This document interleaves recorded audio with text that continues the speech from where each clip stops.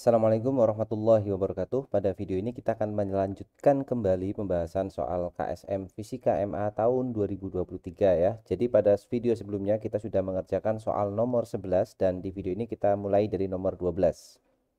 Kita lihat dulu soalnya. Tinjau ayunan fisis suatu benda sembarang seperti pada gambar. Benda tersebut memiliki massa M, momen inersia I, dan digantung pada sebuah poros P dalam kondisi bebas berotasi tanpa gesekan. Jika poros P berjarak A besar terhadap pusat massa X, maka periode osilasi bandul tersebut adalah titik-titik. Oke, ini soal yang berkaitan dengan getaran ya. Jadi misalkan kita gambar ulang untuk bentuk dari bendanya. Kita gambarkan sembarang seperti ini ya. Jadi ini melambangkan benda ini tidak harus bentuknya sama, tapi kita ambil beberapa titik yang memang sama dengan soal. Yang pertama adalah porosnya. Dia akan memiliki poros di titik P di sini.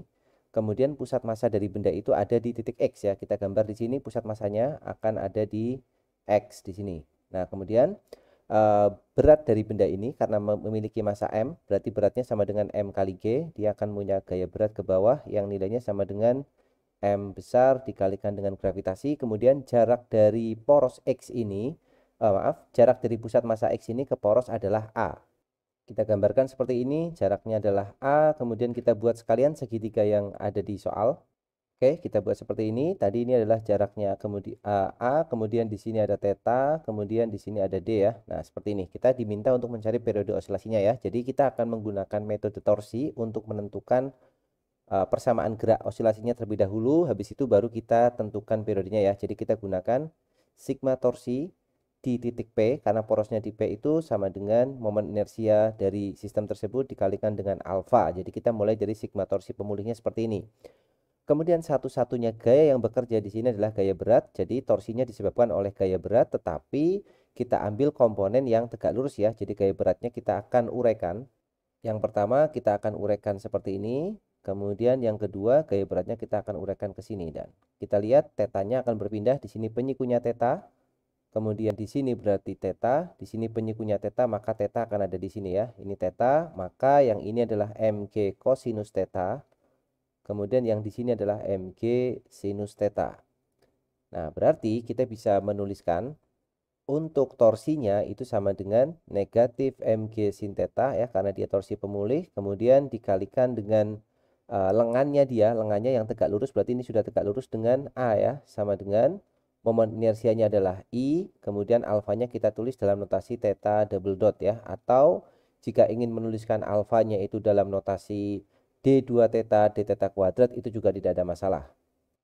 Selanjutnya kita akan menggunakan asumsi sudut kecil ya. Jadi kita gunakan di sini bahwa simpangannya tetanya itu kecil supaya dia bisa bergetar harmonis. Artinya kalau teta kecil kita punya pendekatan bahwa nilai sin tetanya itu nilainya mendekati teta. Sehingga kita akan menuliskan kembali, maka persamaan torsi di atas bisa kita tuliskan negatif M dikalikan G dikalikan A dikalikan teta seperti ini, sama dengan momen inersianya adalah I, kemudian tetanya kita tulis sebagai teta double dot ya, tetap sama. Kemudian kita buat dia dalam satu ruas supaya kita mendapatkan bentuk umum osilasinya, yaitu teta double dot kita bagi semua dengan I plus M, kemudian dikali G dikali A dibagi dengan I, itu masih dikali teta ya. Nah, seperti ini. Jadi kita dapatkan bentuk umum dari persamaan osilasi. Jadi oke, kita tulis ulang dulu I-nya di sini.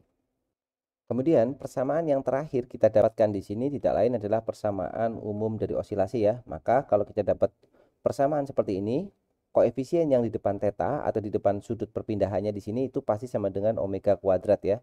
Jadi omega kuadratnya adalah MGA dibagi I, yang berarti nilai omeganya itu sama dengan akar dari MG dikalikan A dibagi dengan I. Padahal omega itu adalah 2pi dibagi dengan periode ya. 2pi per T itu sama dengan akar dari MGA dibagi dengan I, yang berarti periodenya atau T-nya itu sama dengan 2pi akar, kita balik aja ya, kita balik, T-nya pindah kanan, ini pindah ke kiri ya. Jadi I dibagi dengan M dikalikan G dikalikan A. Nah, inilah nilai periodenya ya.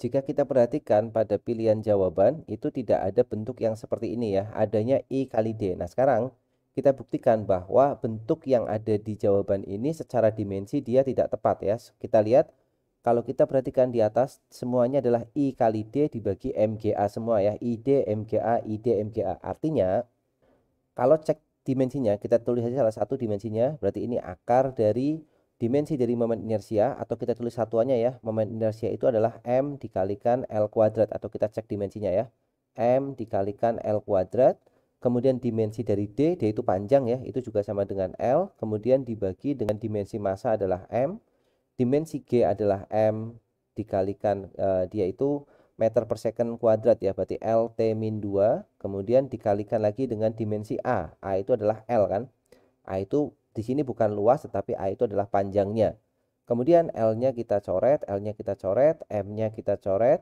M-nya kita coret, L-nya kita coret satu, kita coret satu. Nah ternyata menyisakan bentuk apa?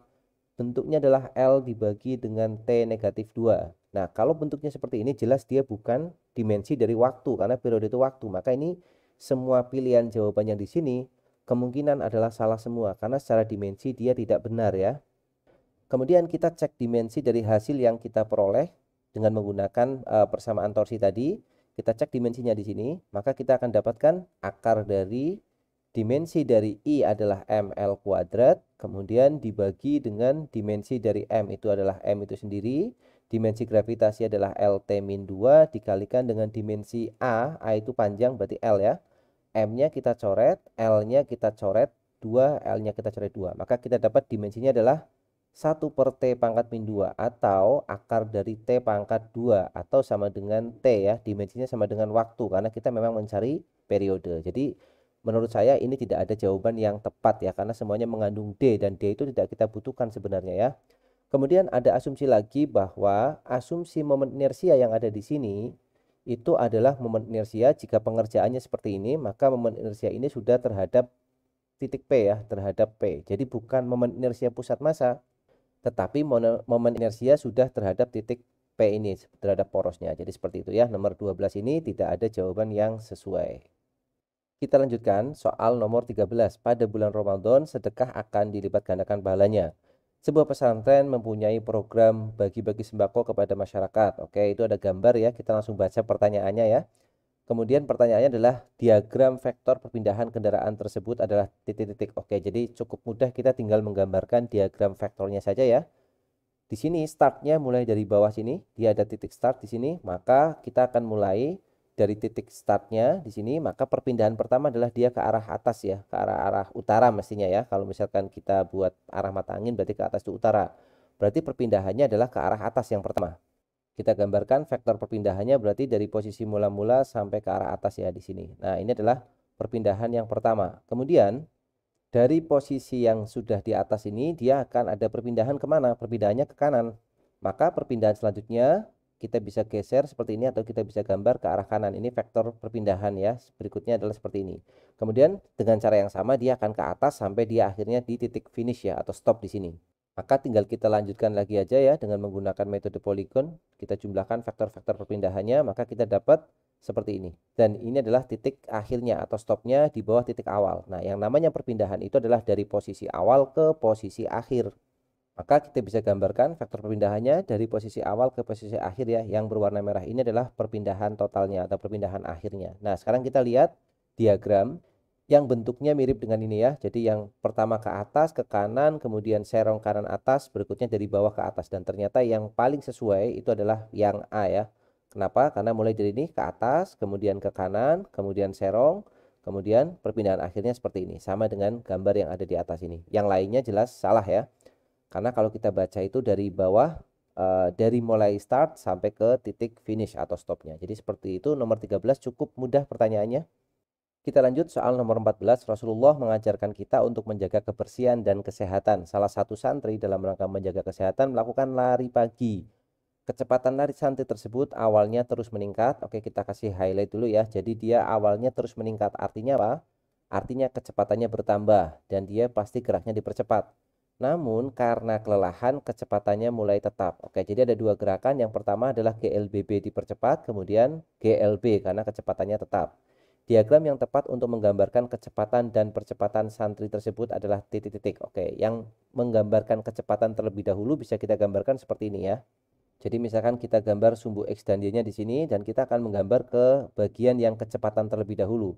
Berarti sumbu Y-nya di sini adalah kecepatan V, kemudian sumbu X-nya di sini adalah waktu T ya. Mula-mula dia dipercepat karena kecepatannya terus meningkat. Dipercepat maka grafiknya akan seperti ini, dipercepat. Kemudian dia akan bergerak dengan kecepatan konstan, maka seperti ini ya, lurus ya, karena kecepatannya konstan. Yang pertama tadi adalah GLBB dipercepat, yang kedua adalah GLB atau kecepatan konstan. Kemudian kita menggambarkan berikutnya adalah grafik percepatan terhadap waktu. Kita gambarkan di sini, berarti yang sumbu Y-nya adalah percepatan A dan yang ke sumbu X-nya adalah waktu T. Sekarang kita samakan ya periodenya atau kita samakan intervalnya. Pada saat dia bergerak GLBB dengan kecepatan tetap, kecepatan berubah artinya percepatannya konstan. Berarti geraknya pada saat GLBB seperti ini, percepatannya konstan. Dia punya percepatan tetapi nilainya tetap. Setelah itu dia GLB. GLB itu apa? GLB itu gerak lurus beraturan yang berarti kecepatannya konstan. Kalau kecepatannya konstan berarti percepatannya 0. Maka di sini nilai A-nya sama dengan 0. Maka grafiknya untuk yang segmen kedua itu akan seperti ini ya. Jadi kalau digambar lengkap grafiknya, kita gambar ulang. Yang GLBB adalah seperti ini. Kemudian yang GLB maka dia lanjut di bawah langsung bernilai 0 di sini ya sampai ke akhir. Nah, jadi seperti ini lebih tepatnya grafiknya ada dua segmen, tetapi di jawaban tidak ada ya yang seperti ini. Maka ya yang kemungkinan betulnya itu paling mendekati ya. Yang A itu kecepatannya betul tapi percepatannya jelas salah. Yang B ini sudah pasti salah, yang C itu betul. Tetapi untuk bagian percepatannya kurang segmen yang satu lagi ya yang di bawah ya. Kemudian yang D ini jelas salah, ini juga pasti salah ya. Maka kemungkinan yang paling mendekati betul adalah yang C. Meskipun untuk percepatannya dia kurang satu segmen pada saat dia bergerak lurus beraturan seperti itu. Kita lanjutkan soal nomor 15. Pada proses pelaksanaan ibadah haji kita diwajibkan untuk tawaf mengelilingi Ka'bah ya. Proses tawaf dapat diibaratkan seperti suatu benda yang berputar mengelilingi porosnya. Fenomena rotasi juga terjadi pada sebuah benda bermassa 5 kg yang diikat dengan tali dan kemudian diputar vertikal dengan jari-jari 1,5 meter.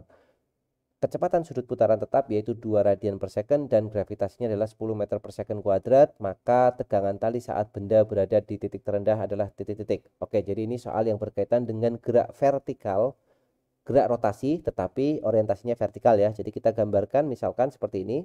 Ini adalah lintasan dari geraknya. Kemudian misalkan kita punya suatu benda atau suatu partikel di sini, dia akan bergerak dan dia diikat oleh tali ya. Jadi misalkan diikat oleh tali seperti ini.